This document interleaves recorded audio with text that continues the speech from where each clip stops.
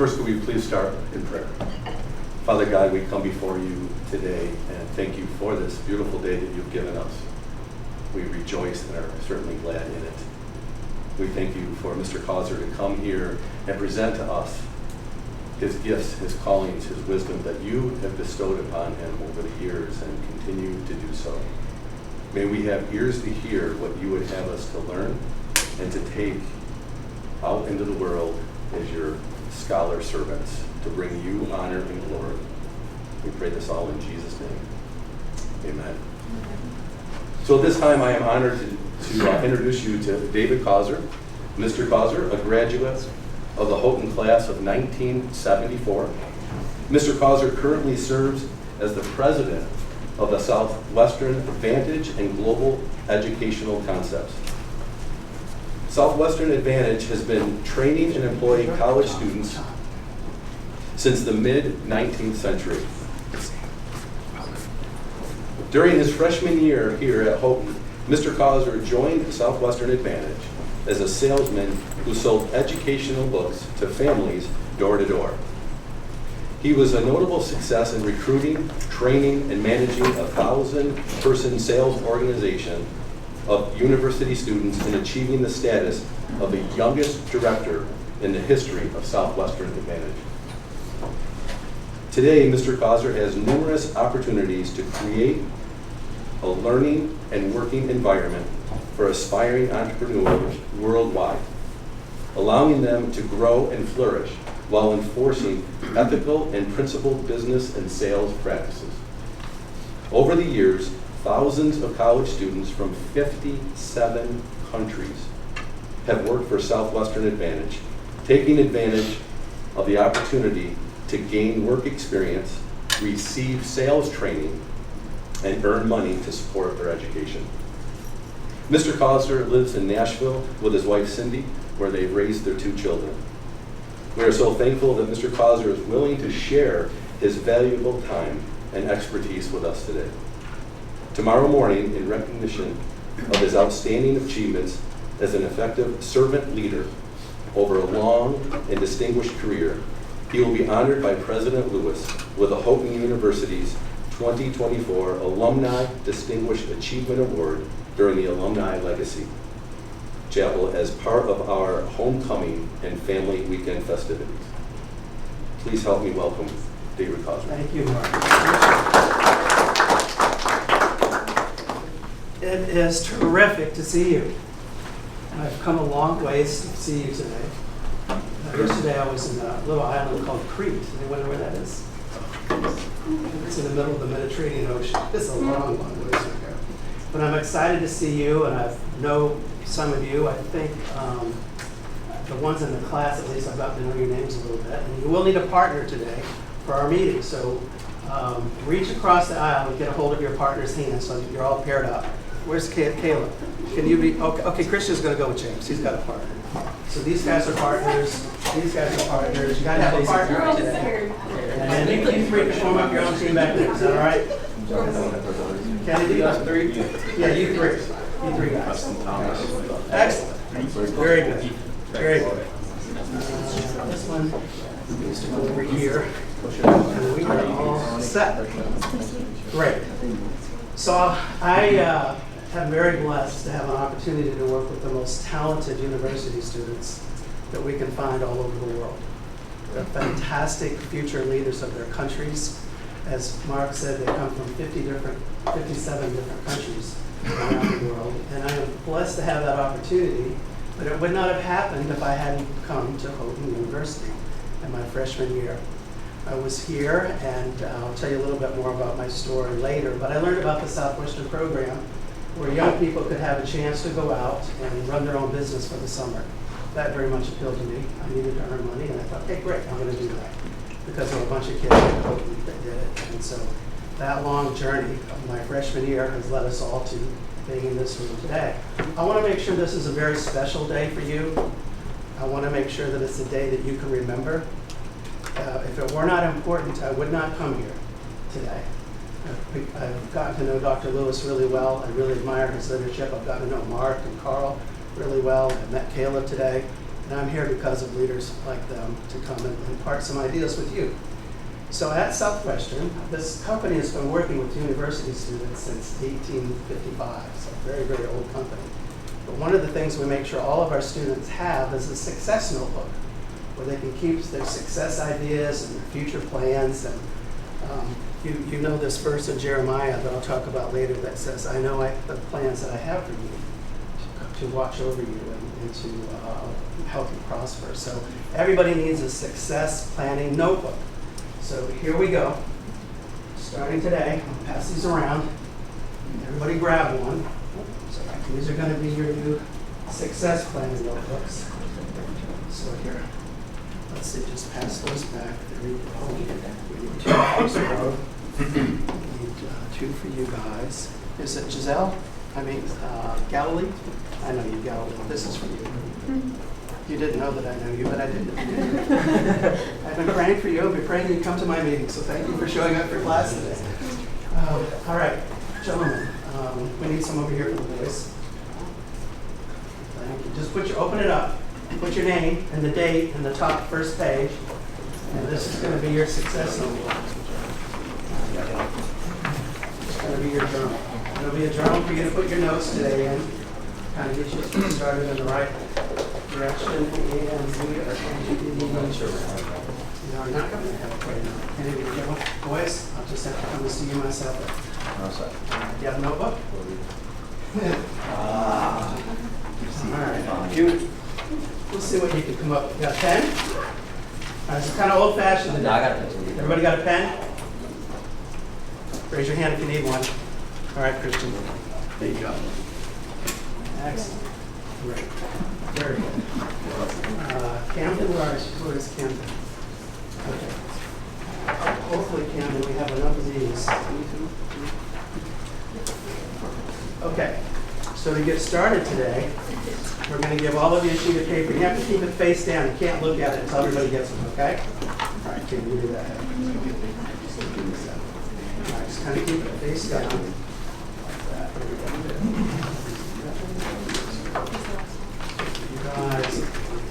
You guys.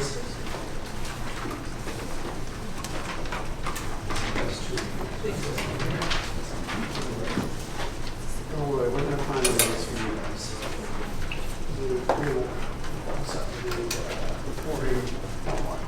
Okay. And if we have any extras, I know that Carl and Mark will give everybody. Okay. So it's a real simple exercise to get started today. What I'm going to have you do is turn this sheet of. Did you get one, Galilee? All right, one coming over. What we're going to do to start today is we're just going to turn this paper over and you're going to read the sentence. And once you finish reading the sentence, you just turn it back over so I know that you're done. It's really pretty simple exercise.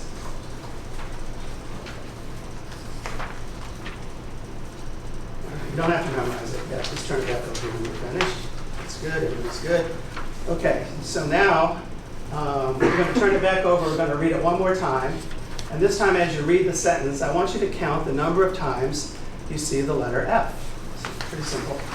Read the sentence, see how many F's you have, and then turn your paper back over and put the number on the back of your paper.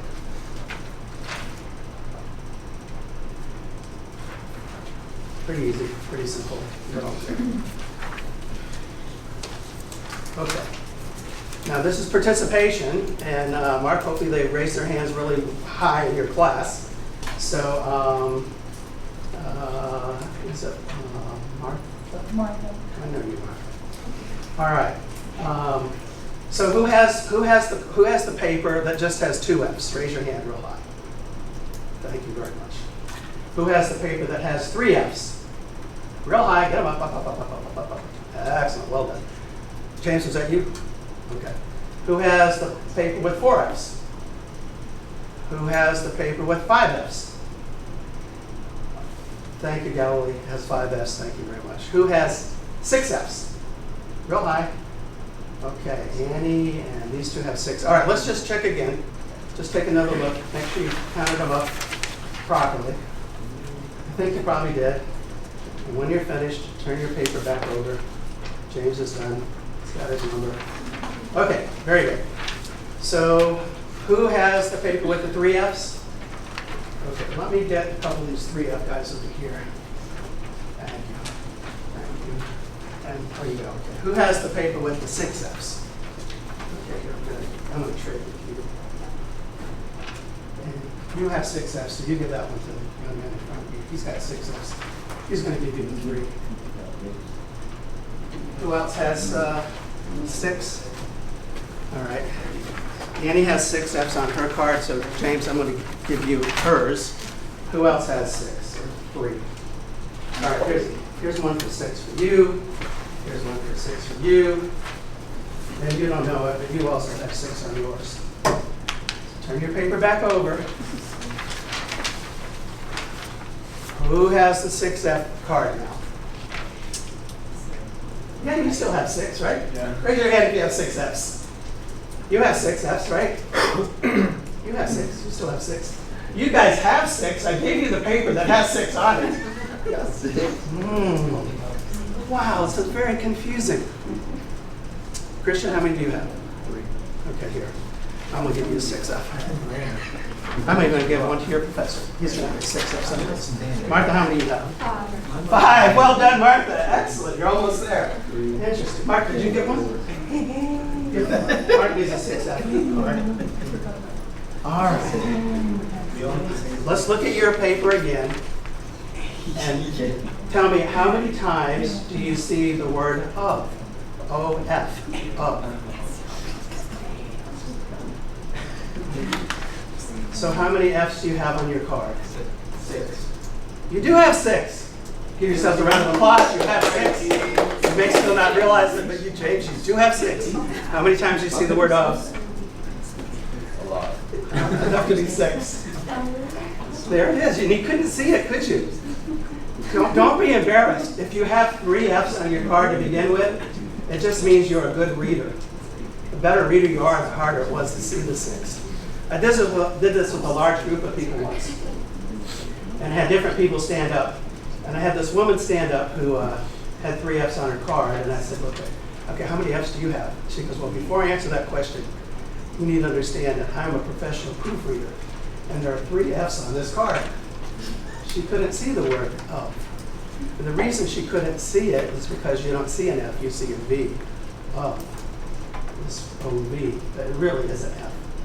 So my being here today is to share with you some of the Fs that will be important, perhaps in your future career, that you might not be able to see today.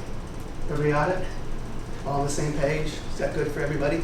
These are things that I've learned over the years that I think that if I would have known when I was your age, it might have helped me a little bit along the way. And that's why I've come to see you today.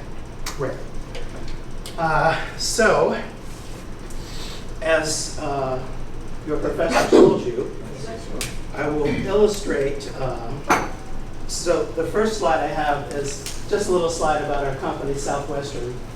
This was in Forbes magazine a number of years ago, where they ranked all of the different companies in the United States in internship training. And we are very blessed and honored that Southwestern was chosen as the #1 company in the United States as far as training young people. And I want to share that training that we give to those young people with you today. These are companies that we do the sales training for. You know some of these companies, Google and Toyota and Bank of America. We do sales training for Houghton and all these different companies. And the same sales training that we do with them, I'm going to do with you today. Business ideas, success principles that you can put in your new notebook, right, your success notebook, to kind of help you get ready to have all those Fs you need when you head into your future careers. Last year we had, on our summer program, we had 113,692 families that purchased our Southwestern books. And we sell books to help parents with their kids' education, to help them at home, and also to help them with their spiritual development. We sold those books in 9,000 communities. A lot of times, sometimes it was written up in the local newspaper. There were 1,039 students that participated in the program. They were from 19 different countries this past year. And they live with host families. Our kids live with host families for the summer. So there were 600 host families. And Annie is one of the young people that did this. 2 years ago, she started working with us. And my special guest, Camden, is here today. He's going to help you later with how the program works. So get your success notebook open to the first page. We're going to talk about one of the first principles that we teach all of our Southwestern salespeople. You guys good with that? Okay. The first one I want to talk today, just put it in your notebook, is called persistence. The importance of persistence.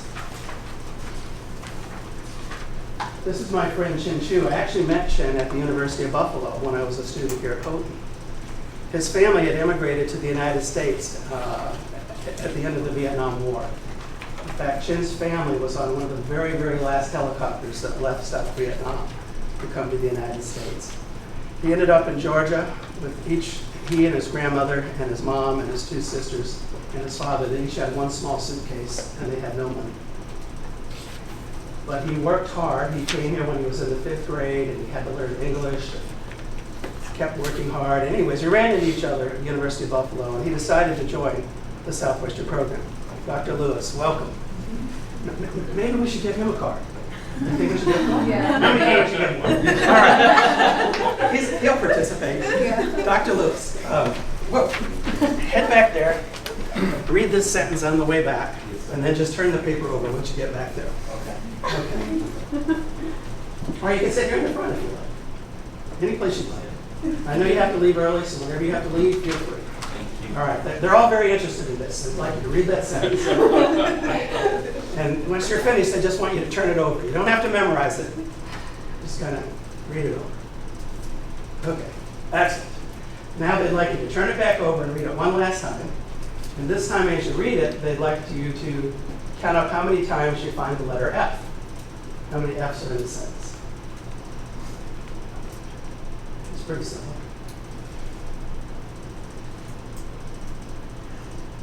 And he's studying it over. All right, Dr. Lewis, time's up. 3. He's got 3. Let's give him a hand. He should be in class today, right? Excellent, excellent. Okay, hold it. Who in here has a card with 6 F's? Would you trade with Dr. Lewis? He's going to trade you. He's going to give you one of those 6 F cards. So just take a quick look again. Let's see how many F's you have. By the way, Carl and Mark are really enjoying this. And you see, Wayne is just like the rest of us, right? I mean, he's an excellent reader. Okay. How many do you have now? 3. He's probably a professional group reader, right? All right, Dr. Lewis. On the card, we want you to look and see how many times you might find the word of, O-F, of. Did you find some O's? Did you find some more F's? Yeah. So what we're doing today is we're just getting started. We're talking about some of the F's that they might need to see to be successful in their careers that they might not see at first. And we've started with, and they've all got their success notebooks, right? And so we started with persistence, and we're talking about this young man here on the screen, University of Buffalo, engineering major, sophomore. So Chin comes to the Southwestern program, and he goes through the training, and he goes to start selling his books. He's selling in West Virginia. I don't think there's too many Asian people in West Virginia. There might be a few, but not too many. So he's knocking on doors and he's kind of explaining his books and his products, and he worked all summer long. Yet one day he went to 25 homes and he didn't have any customers at all. In fact, some days he'd have more customers than others, but what he would learn over the course of the summer is the importance of persistence. You're going to receive a book today when you leave, and it has some success scrolls in here. And one of the scrolls starts off by talking about persistence, and it says, I will persist until I succeed. It doesn't say I will persist for a little while. It doesn't say I will persist until I don't feel like persisting anymore. It says I will persist until I succeed. He sold with us for 4 summers and decided he would like to become an investment banker. And some Southwestern kids, when they sell books, know that because of that Southwestern experience on their resume, they're very sought after in the job market. Again, these are very rare kids. This is the most difficult, challenging job you can do for the summer. And so he sent off 14 letters to 14 different investment banking firms over Christmas and went away on vacation and came back expecting to see 5 or 6 people that would be very interested in his sales ability. And as he slowly opened all those envelopes, well, you figured it out. Everyone said no. Chin, immigrant from Vietnam, engineering major. This is investment banking. We only take out new students. Here at the University of Buffalo, do not apply. But what did he learn during the summer? Persistence. The importance about being persistent. So Chin calls me up. We talk this over. I say, look, Chin, you know how to meet people and you know how to introduce yourself. So Goldman Sachs is having this open house thing at Cornell. Just go over there and walk yourself in and start meeting people. Do you think that might work? And I said, well, it's not going to work if you're just hanging out in Buffalo. Anyways, to make it shorten up the story, he went there, and his name wasn't on the list, so he had to work a little hard to get in. But once he got in, he met all these different people at Goldman Sachs, and a couple of them invited him to New York for an interview, which he went to. He was there for 3 years, and then he went and he built a company called Blackstone. Do you know this company? Very massive. In fact, I was at a fundraiser in New York, and I heard the chairman of Blackstone wanted to meet me. I said, okay, all right, I'll meet you. And so dinner was all over. He came and introduced himself. He said, are you Mr. Causer? I said, yes. He said, I understand that you were Chin Chu's district sales manager when he was at the Southwestern Club. I said, yes, I had the honor of doing that. There's not much to know. He built our company. Now he's known as the wealthiest man in Vietnam. If you want to know who owns the 2 top floors of the Trump Towers in New York, Chin Chu. Persistence, very important, persistence. The next principle we'll talk about is setting goals. So let's go over here. Meet my friend Marsha Blackburn. You know, setting goals, persistence, and then setting goals. Marsha's a very unique story in the history of the Southwestern Company because it's a very, very dear story to me personally. When Marsha was a sophomore in college, she wanted to sell books in the Southwestern program, and there were no females that sold books with our company at that time. So many years ago, okay? No girls. But her brother had been selling and doing quite well and learning a lot, and so she wanted to join the team. And so the executives at Southwestern thought, okay, well, we don't know about this. Like, you can come and go to sales school, but you have to sell around your home because we don't have girls that sell in this program. Long time ago, right? Unfortunately.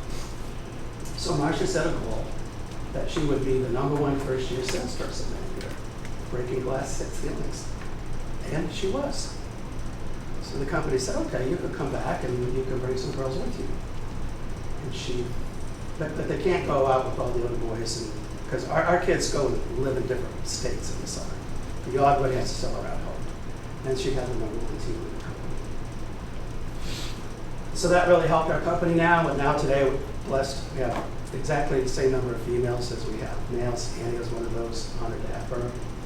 And she had this deal, though, where she always kept setting goals. And so once she got out of university, she started working in different state government things in Tennessee. And she set a goal to become the first female member of Congress from the state of Tennessee. And she had not been in politics, but she ran for that office, and she became the first congressman female from the state of Tennessee.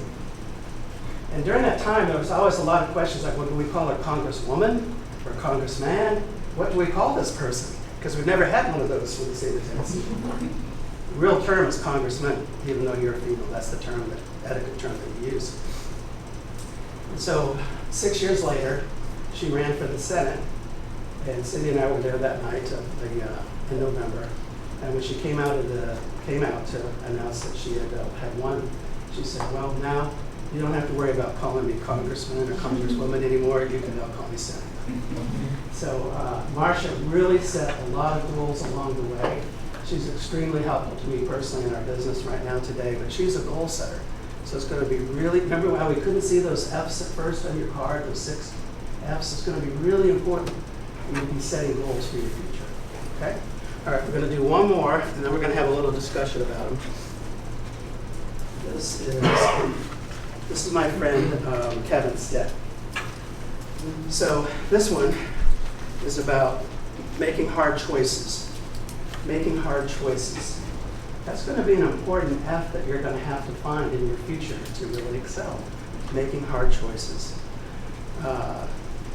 Kevin is from Oklahoma, and when he was in college, he had some friends that were selling with Southwestern, and he was trying to figure out, like, should he go sell with Southwestern, or should he go with his fraternity brothers that were going to have a pretty fun summer? They had like this big plan of things that we're going to do. He was going to hang out and do all this stuff. And that's pretty more tempting to go do that than to do this job, because again, this is very challenging. And so he made that hard choice. He made that decision. He would go do the more challenging thing for the summer, rather than hanging out at the beach with his friends. He also prayed and asked God what he should do. And in that prayer, he said, I don't know how successful I might be, but whatever I earn during the summer, I'm going to write a check for half of it to my father's church. And he really wasn't doing the Southwestern program to earn money. He was doing it to kind of learn and develop skills. So he came out, and God honored that prayer because Kevin was the #1 first-year salesperson in the company that year. He got a check for $37,000, so it's a new company record for the largest paycheck anyone in the history of our company ever got in the first summer. That was a hard choice that he had to make. He said it was also a hard choice writing a check for half of that to his dad's church when it was all over, but that's what he did. And you know what? God honored that commitment, because after that, eventually, Kevin started a mortgage company. It's called Gateway Mortgage. Today, that company employs over 1,300 people. He became very wealthy. The family has 2 jets, one for big people to go, one for his family to go. Very, very successful. At the end of his first summer in the Southwestern program, we talk about the importance of setting goals.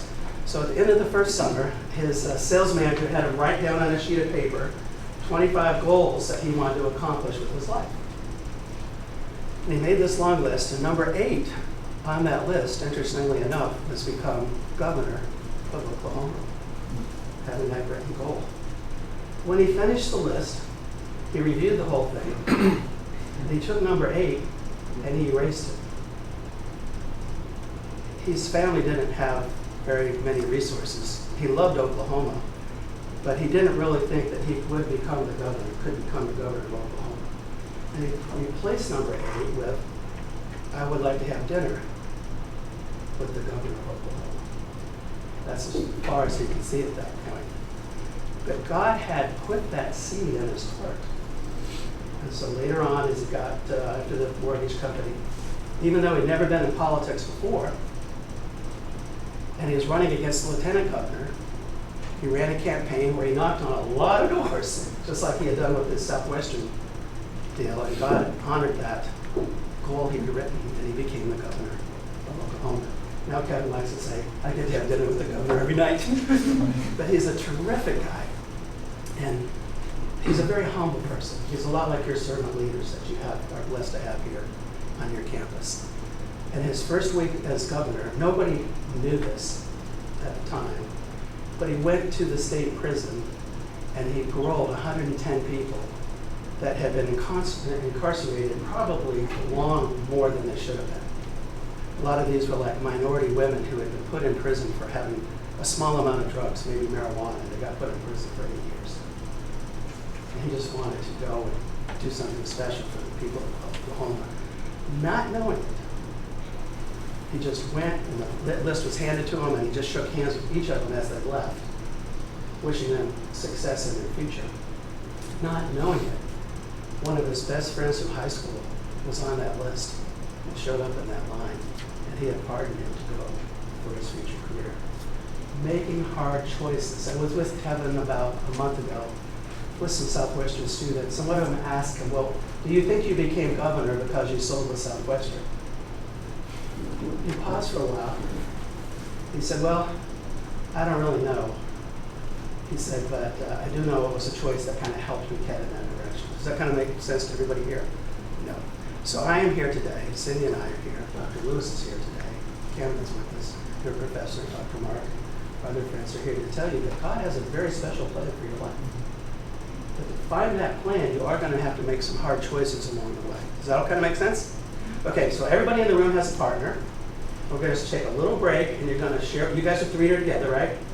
We're going to take just a minute or two, and you're going to discuss with your partner what we've talked about so far: persistence, goal setting, making hard choices, about why that might be important in your life, where you've done that in the past, how that might connect with you for the future. Because you don't need just to hear from me all day. Okay?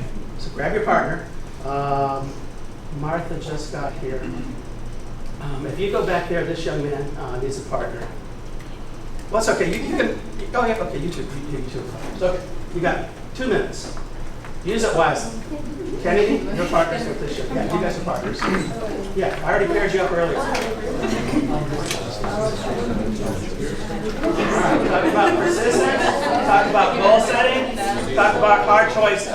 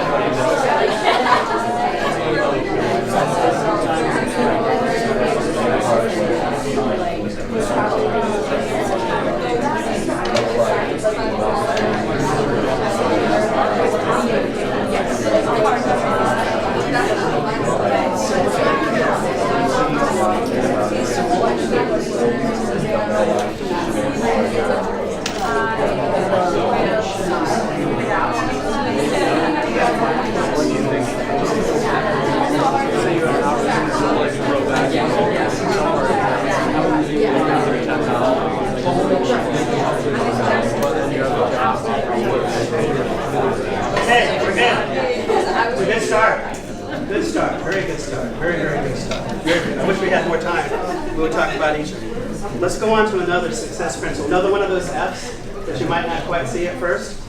Coming up next are great communication skills. Great communication skills. Mike Johnson spent 4 summers in the Southwestern program when he was in college. As you may know, he's the 3rd most powerful person in the United States. If something happened to the president and the vice president, he will become president. More impactful to me, he's a good personal friend, but he knows your provost or president or whatever the proper title is, Dr. Lewis, very well. I think most of you are familiar, but if you're not, his office, and Mike actually called Dr. Lewis.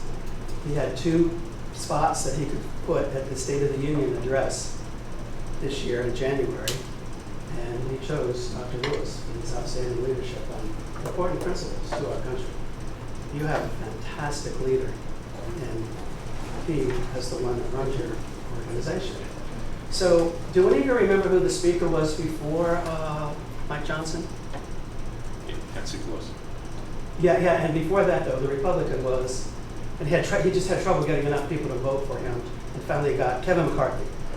Yeah, Kevin was a very contentious deal, and finally he just got voted out. But you are right, it was Pelosi before that. And so now, the Republican House is in disarray. They need a leader. They need a speaker. And you have to get half the votes. So I heard this from another member of Congress. But there were only 2 people in the entire Republican caucus, 212 people, that could become speaker. There were only 2 people in that entire group of people that could get enough votes to become the leader of that party in the House. And it ended up, and Mike did not seek that role, he did not run for that role, but because he was one of those 2 people, he is now the 3rd most powerful person in our government in the United States. During his summers at Southwestern, he had to learn how to communicate with all different types of people. When you're out there knocking on doors, You meet doctors, lawyers, school teachers, unemployed people. It was such an eye-opening experience for me, being from a small community in Pennsylvania. I met my first Jewish family. There were no Jewish people in my community that I grew up in. And I learned about their faith and their religion and their beliefs. So over the years of his 4 summers, he learned the importance of introducing yourself, asking questions, listening, connecting with people. Because when you're out selling books, you have to learn how to connect differently with all different types of people. So communication skills is one of those important F's. You might not see at first, it's going to be really important in your future. You know, one of my favorite sayings, I think is going to come up later, about communication skills is that God gave us 2 ears and 1 mouth so that we could listen twice as much as we talk. And people don't really care what you know unless they think that they know that you care about them. So learning how to ask questions and listening and good communication skills, it might not seem that important today, but I'm sharing with you that's an important F that you may not see at first. It'll be important in your future careers. Does that make sense? Okay. Got a few more for you. This is my friend Steve Fitzpatrick. Whoop, wrong way. Steve is from Ireland. He came to sell books with us for 3 summers. And the principle I'm going to introduce with Stephen is called problem solving. Problem solving. How do most people react when a problem comes up? Complain. Yeah, complain. Not me. I don't have anything to do with it. I didn't do this. Not my problem. It's Dr. Wayne's problem. People just think, can we all agree that sometimes people shy away and they run away from problems? Mm-hmm. Yeah. Southwestern, we have this odd saying that we eat problems for breakfast. We grow as we learn how to solve problems. I don't like to use too many personal analogies, but I'll tell you a story from my first summer. So when I went to sell books with Southwestern, and again, the Southwestern experience, and by the way, if you want to learn more about our program, Camden will be here, and like tomorrow afternoon or whatever, you can meet up with them. But we like to tell people the Southwestern summer is just one long problem-solving experience. That's all it is. It's like problem solving. So my first summer, I was 18 years old, finished my first year here, arrived in Frankfort, Indiana. I had to get my place to live. That's a bit of a problem, but Southwestern gave me a list of people that could keep me and my roommate from Cornell for the summer. And so I go to the police station to apply for my permit to sell books in my little community, and the policeman says, "Oh, we have a new ordinance in our town. You cannot sell door to door in this community unless 2 people in the community will sign this form saying they'll be responsible for you." This is a problem. Do I know anybody in this town? Does anybody know me? So what to do? I go back to the first gentleman I met that could help us find a place to live. I said, "Look, this is what's going on, and I have this problem." He said, "Do you think you'd be willing to sign this form for me so I could sell?" I go, "Sure, I'll sign it for you." So, okay, great. Wanted half the problem solved. Would you know anybody else that might sign it? Well, you should go down there and tell John Taylor, the district attorney that gave this to you, if he had any guts, he would have signed it already for you. I said, "I don't think I can do that, sir."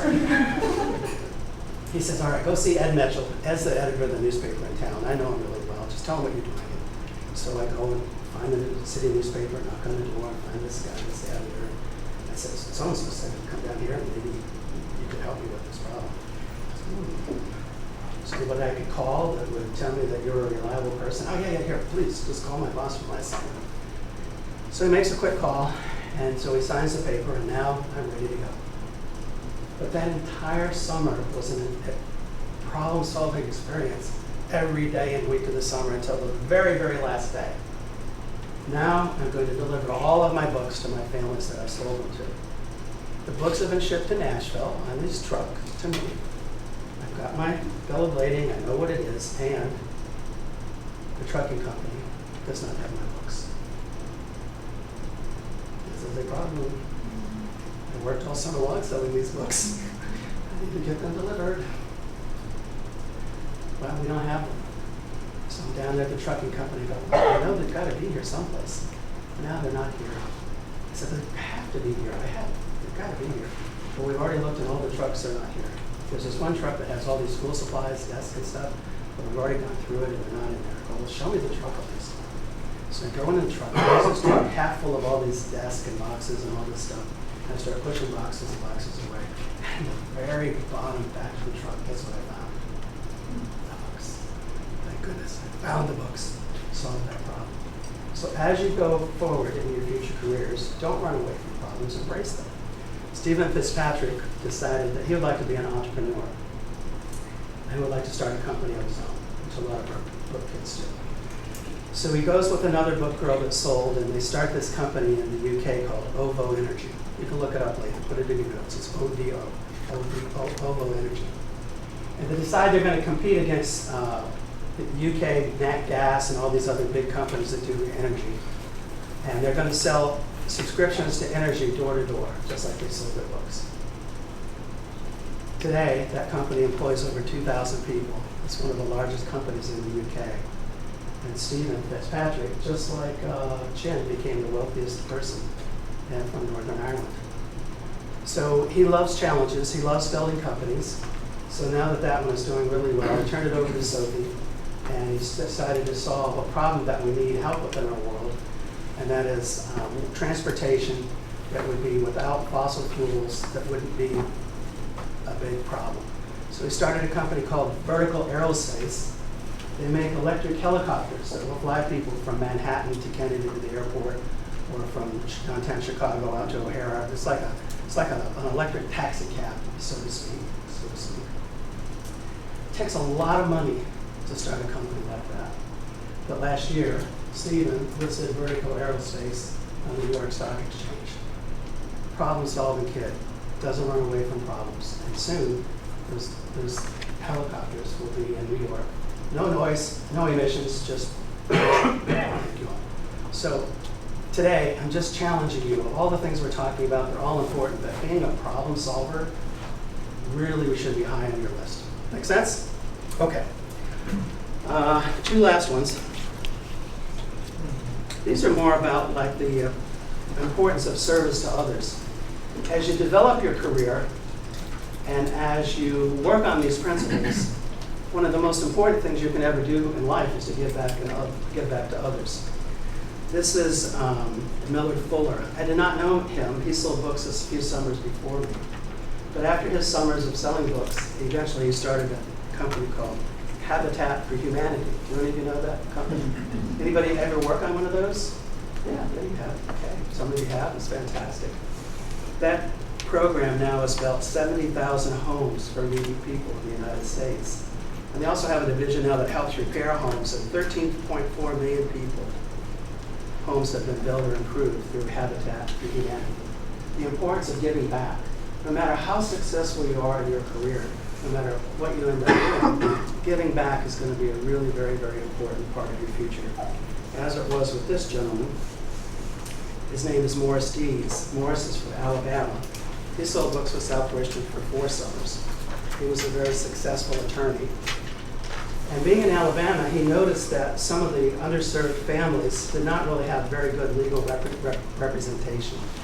And so he started a program called the Southern Poverty Law Center. That became a very big part of our country today to help serve other underprivileged people that may need legal help or legal advice. Really did a lot to change the world for a lot of different people. So just the last success principle that you can put in your notes is just service to others.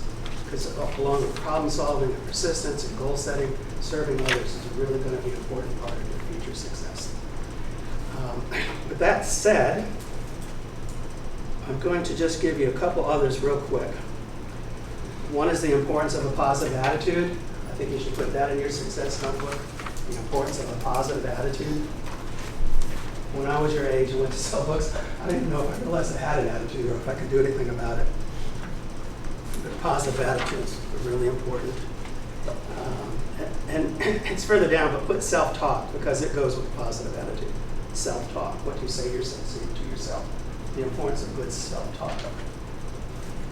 When our students are out selling books, some of them I get a chance to try to help them improve their sales. The older kids, second, third, fourth year kids. So I have these 10 steps that I take them through to help them with their sales. And one of them is self-talk, the importance of saying these really important things to yourself. And so I had this couple that was selling books, and this young lady was using all these different things that I taught her. And her boyfriend, Jeff, called me up. It was Rachel's second summer, but it was Jeff's fifth summer. And Rachel was selling more. The boyfriend wasn't too happy about that. He said, look, I know you're helping Rachel with these different 10 steps that you're giving people, so I want to get on a call schedule with you, and we'll go through these steps. And I go, okay, great. Happy to do it. So step number 1, self-talk, was this really important thing they had to say out loud between all the houses. May seem silly to you also, but they just said to themselves, everybody's getting them, everybody's getting them, everybody's getting them, they stopped it up, everybody's getting them. They said that to themselves all day long, everybody's getting them. And in their actual presentation, they would put it in their presentation. They say, I'm sure I've enjoyed meeting all the families here in the neighborhood. Just about everybody's getting something from me. When they get done, they would say, well, everybody's getting them because they like X, Y, and Z. He said to me, I don't believe in that crap. What's next?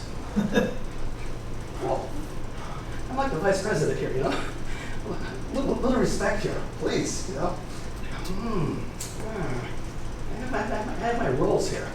We don't go on to the next step until you've done the first one, right? He kind of argues with me about why he needs something better and needs something else. And I said, look, so Rachel started. All right, I said, look, all right, look, I'll make a deal with you. You say that tomorrow, all day long, one day, and then call me back and start. Fair enough? That's okay. Hangs up. Goes away. Next day, 2 o'clock, he's supposed to call me. And he didn't call. Well, that's pretty strange. And I thought, oh yeah, I got it. He's selling in Colorado. He must think it's Colorado time, 2 o'clock. He'll call me in an hour. An hour later goes. I said, call me. Weird. These kids all know. I'm not very good at too many things. But I'm definitely good at helping university kids sell books, right? I mean, I could be like the best in the world, maybe. I don't know, but I'm good at this. So, why doesn't this kid calling me? Now, this dates me. Do not laugh or make fun. Some of my friends in the back may know this. So I proceed over to this thing called a fax machine. Who knows what that might be? Oh, a couple of you have seen one in a museum? Okay. So back then, the kids would all send in their stats every day in the fax machine. You know, they would send it in. So I'd go through all this paper and I kind of find this guy, Mark. And so usually you'll sell like 2 or 3 customers for the day. Maybe on a good day you sell 4. So I'm going through all this and I go, oh, check this. 17 customers in one day. This is unbelievable. I thought to myself, aha, I know why this young man does not want to call me. Because he thinks perhaps I will say, Jeff, how's that everybody's getting crap working out? So, the importance of self-talk, the importance of a positive attitude. That's an F that's really important in your future career. Got it? Okay. Hard work is also, put that in your notes, hard work. Very important success principle, the importance of hard work. And underneath where you put hard work, I want you to write down 3 words for me. Write down physical, mental, and emotional. Hard work is physical, mental, and emotional. This is like one of the F's. This is one of the hardest one for you to see. So pay close attention to this part. All of you know how to work hard physically, because why and how do you know how to work hard physically? Come on, you know. Yes. You see like results of what you've done. See results of what you've done. But how did you develop this characteristic of working hard physically? Yes. Through sports. Sports is great, yeah. Discipline, sports, yeah. Even before that, though, it was from your parents.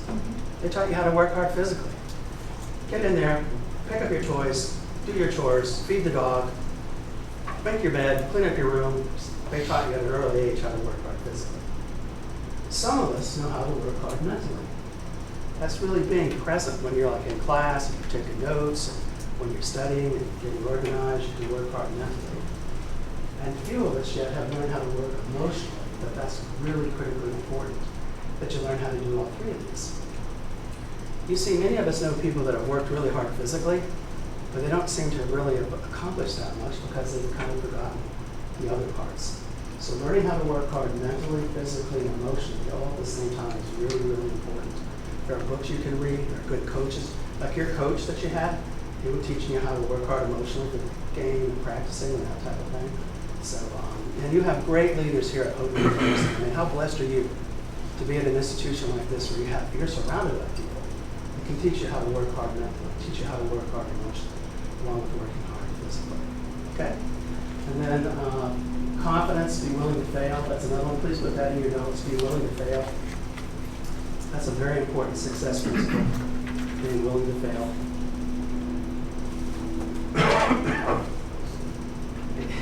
When you fail, it only puts you one step closer to success. I thrive on failure. I'm like the most failed person in our company. Whatever I'd like to screw it up. Maybe I can learn how to do it better next time, right? Okay. And the last one, very important, is appreciation. I want to finish with that. Appreciation. Appreciative people are happy people. People that learn how to say thank you and how they appreciate what they have. Do you know that living in the United States, you're in the top 4% of the people in the world? Whenever I travel to different countries, everybody wants to come to the United States of America. They want to have the opportunity to work. And you're going to university, which puts you in the top 2% of people in the world. And you're at a Christian university, which is putting you in the top of 1/10, oh, I can tell us better, 1/10 or 1.0. You are very blessed to be where you are. So just be willing to be appreciative of what we have. Your parents have worked hard to get you here. You've worked hard to be here. I don't often share this, but I did not want to go to school here. It's like that story you told me earlier today, Mark. But God had a special plan for me to be here. I did not want to come to this school. I wanted to go with my friends to Penn State.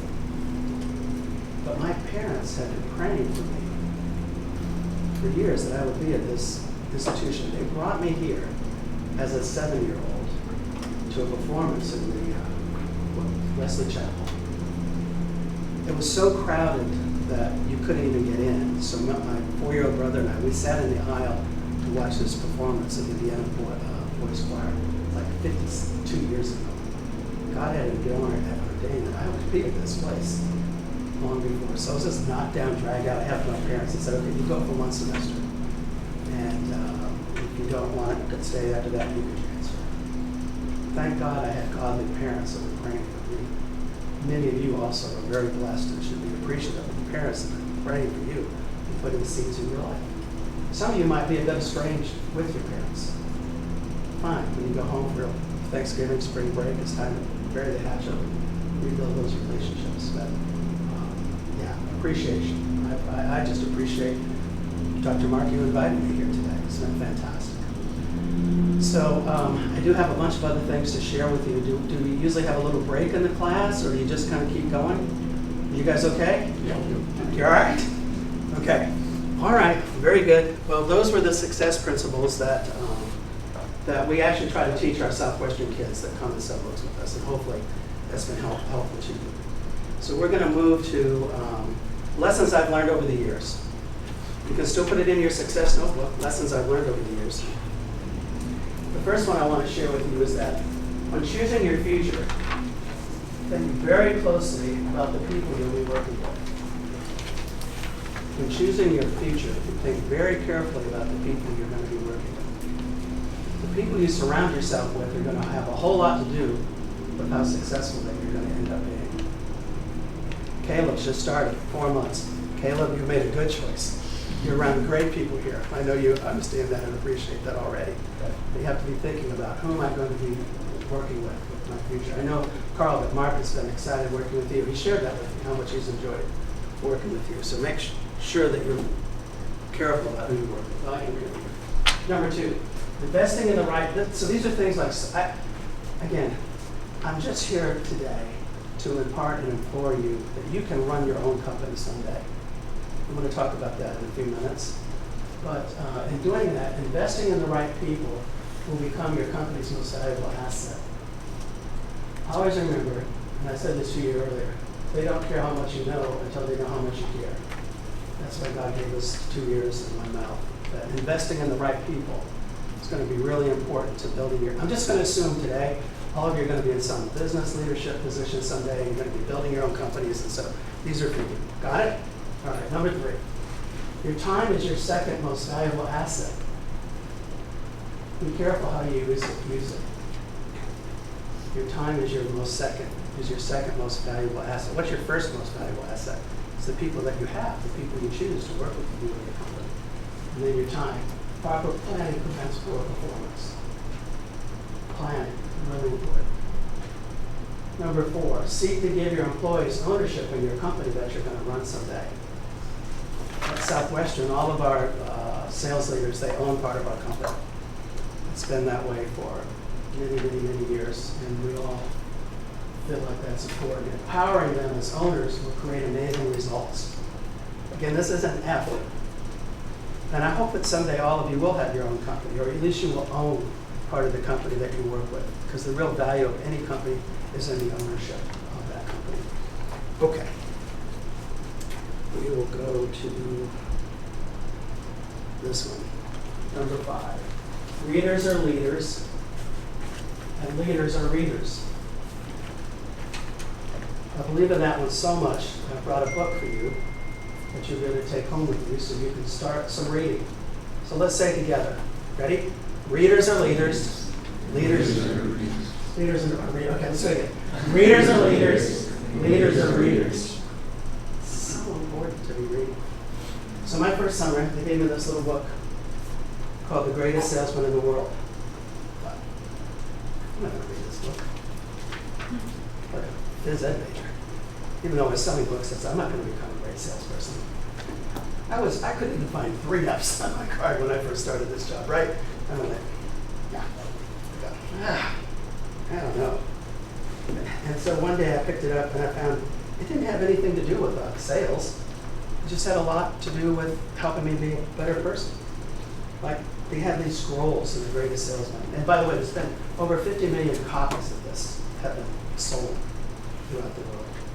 It says, scroll 1, today I begin a new life. Today I shed my old skin, which hath too long suffered the bruises of failure and the wounds of mediocrity.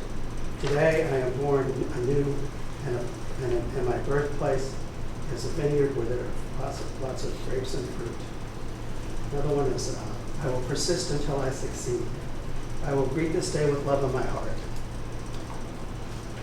Passing out now. Readers are leaders.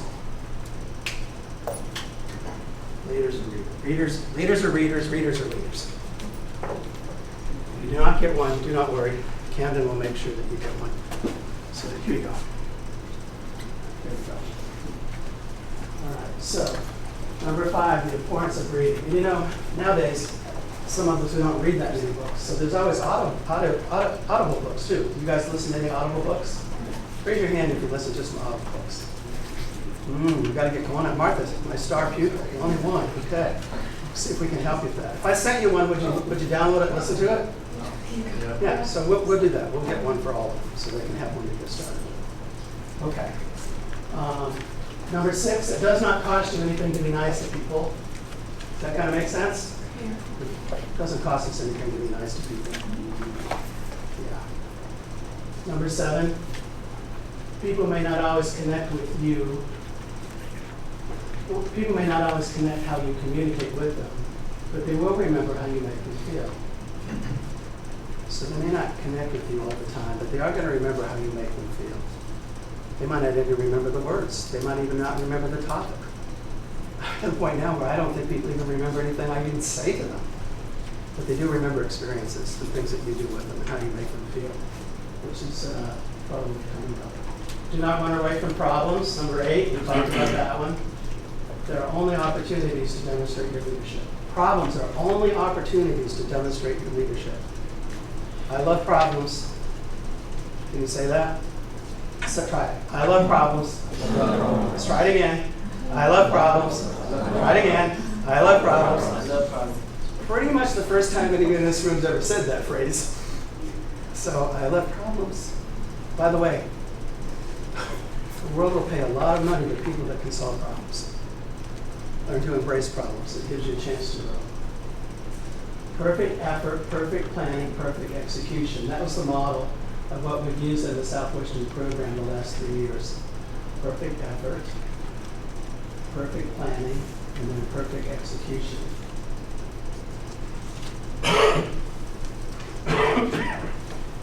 Now, at our company, we have a set of guiding principles.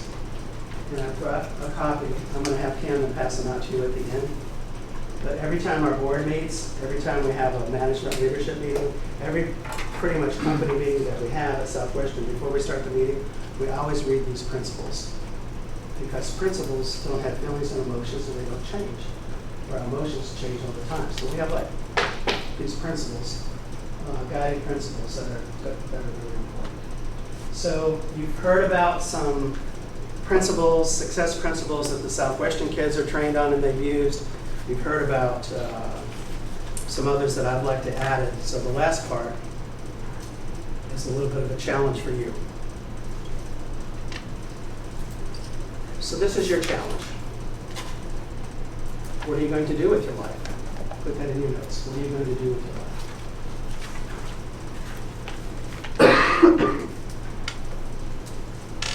That's a hard one to figure out. Fortunately for you, as it was for me, God already has a plan for your life. It was already written before you were born. And no matter how badly I tried to screw up my plan, I ended up at this university and ended up around some really great Christian people that really helped me along the way. So, what are you going to do? I don't know if you should worry about it a lot, but you should just thoughtfully pray that God will help you find the path that He has for you. And I can tell you when you find it, it's going to turn out much better than what any of you might could have ever imagined. The chances of me becoming president of this company someday, when I came from this little town in Pennsylvania, 73 people, I didn't even know anybody in my town that went to university. I don't think anybody ever had. But my parents, again, were praying for me, and they told me one thing, I was going to go to college. But the chances of me ending up where I am today, when I was that age, and going to Mars were exactly equal. It was not a Dave Cosby plan, period. But God had a very special plan for me. I had a chance to talk to Dr. Lewis just soon after it was announced he was going to become the president of the university. And the tennis team was playing. That's what we meant in my town, in Nashville. When I shook hands with this gentleman, right away I knew, wow, what leadership how this is going to change this university. And then I had a chance to meet Mark. I mean, Mark's done a lot of different things. We've gotten to know each other well.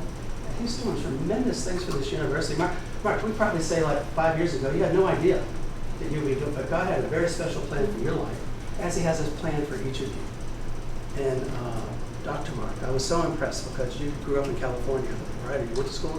Well, Colorado? actually, we came from a school in Tennessee, so like Oh, Dr. Lewis, we came from a school in Tennessee. Yeah, but before that, when you went to the university. Oh, University of Colorado, so it's a C. What's the chances of the University of Colorado guy ended up here in New York? God had a special plan for you, just as He has His plan. And if we had more time, my wife would tell a beautiful story about how we met.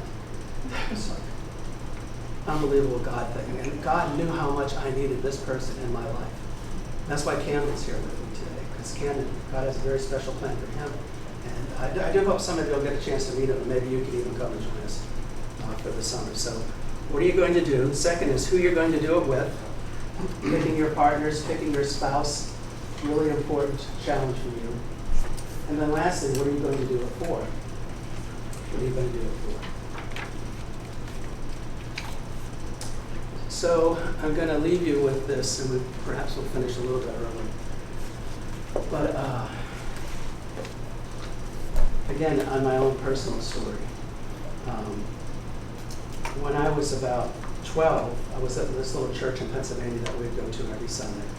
There was a man that came and spoke about how the world needed Christian business leaders. And that really resonated with me. I thought, like, hey, I think maybe that's what God would want me to be. 12 years old. I don't know any business anymore. I didn't even know anything about becoming a Christian business person, but that was put in my heart. And so I'm here today to share with you that God needs Christian leaders in business in the marketplace that you're going. Billy Graham had a quote where he talked about the future missionaries of America would be the Christian leaders of business. You are headed towards marketing and business and advertising, I believe, and different careers like that. And the world needs Christian leaders in those organizations. You're going to be able to meet people and influence people and have a profound impact on their lives and that role as a Christian business leader that nobody else is going to be able to do that other than yourself. So I would challenge you to really think about that as part of your future, like that gentleman did to me many years ago. And because of that, I ended up coming to Houghton. COVID was a very hard time for me, for all of us really. Western New York may be better than some places. New York, not a very good place for COVID. I don't know how y'all handled it in Western New York, but I mean, I was older, so I had to stay in the house, right? Do I look like a guy that likes to stay in the house? Probably not. That's how I got to do these Zoom meetings. You guys ever do a Zoom meeting? Yeah, I did so many Zoom meetings. I found this. It's really, really important. I'm going to start wrapping up here. And I put that in the back of my Zoom so everybody that could do Zoom with me would see this. I know the plans. It's here. Jeremiah 29:11. For I know the plans I have for you, declares the Lord. Plans to prosper you and not to harm you. Plans to give you hope and a future. So as we wrap up, that's a verse that I want to leave with you today. For I know the plans I have for you, declares the Lord. God has a wonderful plan for your life. Plans to prosper you and not to harm you. Plans to give you hope and a future. I started signing all of my emails. I cannot wait until tomorrow. I can't wait until tomorrow to see what you're going to do. You're going to do fascinating things in your future career. And I hope that you'll be able to remember that this day, God had an appointed time that you and I would be in this room today. And I hope you'll remember the things that we've been talking about today, that you'll be able to take those and help in some small way to be able to move forward in your future career. And as you do, there's a poster that I'd like to keep that describes what I think will be your future. And put in your notebook. This is the last thing for your notebook.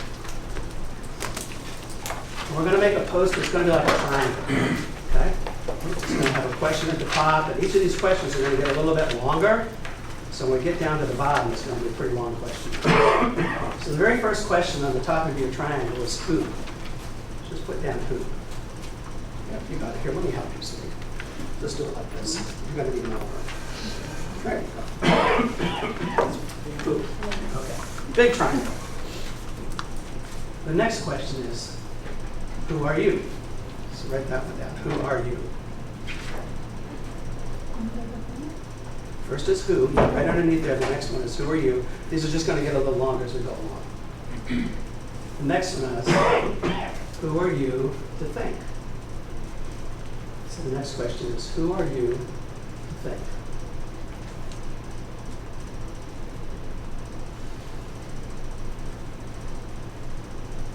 Great. You got it. You're doing a good job. The next one is who are you to think that? Who are you to think that?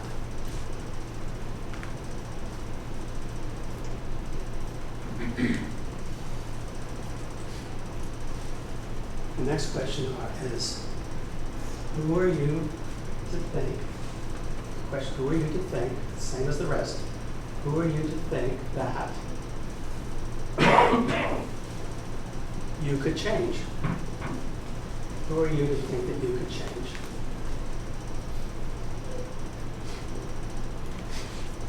Great. Just remember, before I tell you this last one, God had a plan for us to meet today. I didn't know that. You didn't know that. But here we are. So the last question is, who are you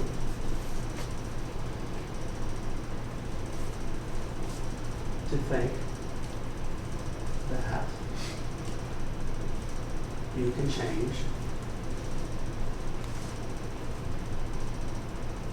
the world.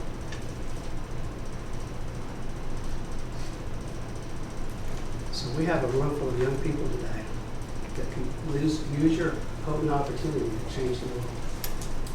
You have fantastic leaders, your Professor Carl and Mark and Dr. Lewis. These are people that are changing the world. Great models for you, and you are going to go forth and do that also. So that's the talk for today. You good? Oh, good. If you do have any questions or things you want to ask about, I'm here. Camden, raise your hand. I told Camden to stick around for tomorrow, so if somebody who want to learn about the Southwestern program, hey, it might be for you, it may not be, but it's at least worth checking out. That's kind of what I tell kids. He'll be here at the campus center and he can share his experience. Oh, A little thank you. oh, thank you so much. Thank you. All right, any other, was that helpful for you today? Yeah. All right, I won't see you again for a while, so. Mark, thank you for letting me come. Absolutely. Well, thank you very much, and thanks for coming. If you're in the advertising class, you can pick up the storyboard.